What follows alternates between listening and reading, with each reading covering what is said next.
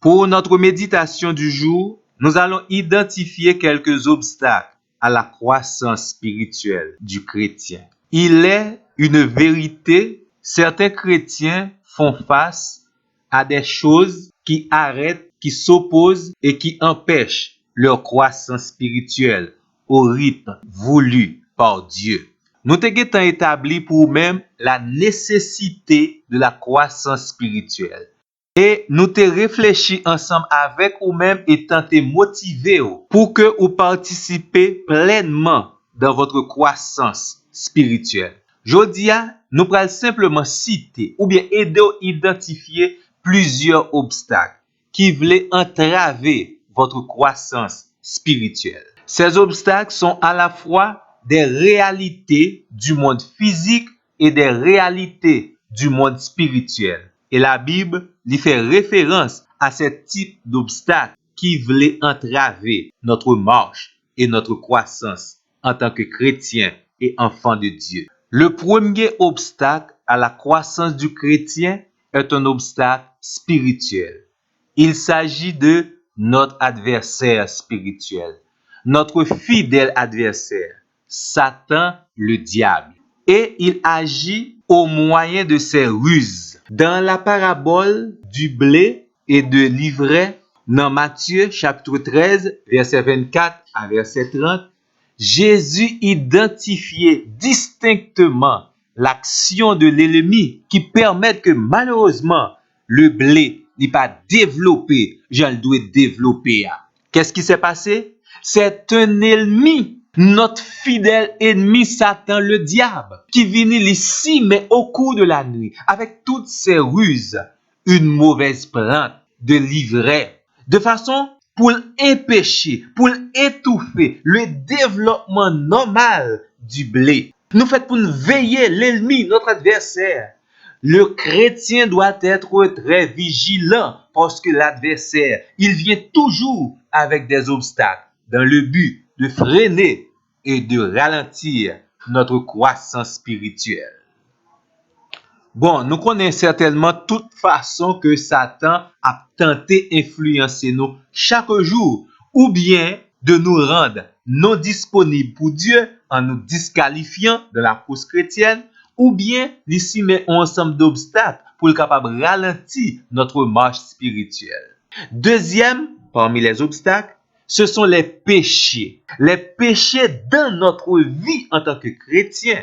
Ces péchés entravent notre progrès spirituel. Ces péchés sont des obstacles à notre croissance spirituelle. Par exemple, en Hébreu, le chapitre 12, verset 1er, l'auteur a identifié deux éléments. Ces deux éléments gênent notre progrès spirituel, notre marche dans la voie chrétienne. Premièrement, c'est ce qu'on appelle les fardeaux. Mais il dit également, à côté des fardeaux, qui n'est pas nécessairement péché, il y a le péché et le péché qui nous enveloppe si facilement. Est-ce qu'il y a un type de péché qui malheureusement veut de temps en temps vous envelopper, vous ralentir dans la course chrétienne? Deux choses à faire. Identifier ce péché et l'abandonner en le confessant, en demandant à Dieu la grâce nécessaire pour remporter définitivement la victoire sur le péché qui vous enveloppe si facilement, sur le péché qui vient faire obstacle à votre croissance spirituelle. Un troisième obstacle à notre croissance spirituelle, il s'agit des biens matériels. Mais ce ne sont pas les biens matériels en soi, mais la valeur et même la priorité que nous donnons aux biens matériels de notre propre vie. Vous rappelez certainement de cette histoire où un jeune homme s'est approché de Jésus, voulant suivre le maître.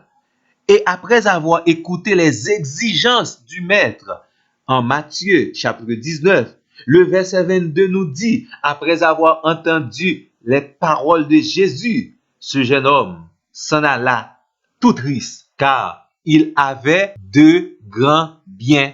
Il donnait la priorité aux biens matériels dans sa propre vie. Et c'est ce qui lui a empêché de faire une expérience extraordinaire avec Jésus. C'est ce qui lui a empêché non seulement de commencer la vie chrétienne avec Dieu, mais également de continuer la vie chrétienne, de faire des expériences positives spirituellement dans sa vie. Très souvent, chers bien-aimés, parce que nous donnons la priorité aux choses matérielles dans notre vie, ainsi, notre croissance spirituelle s'arrête automatiquement.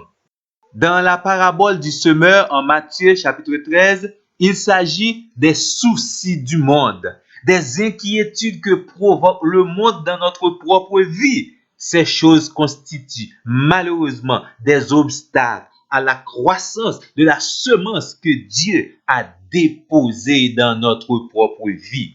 Qui t'en identifié pour même encore un autre obstacle.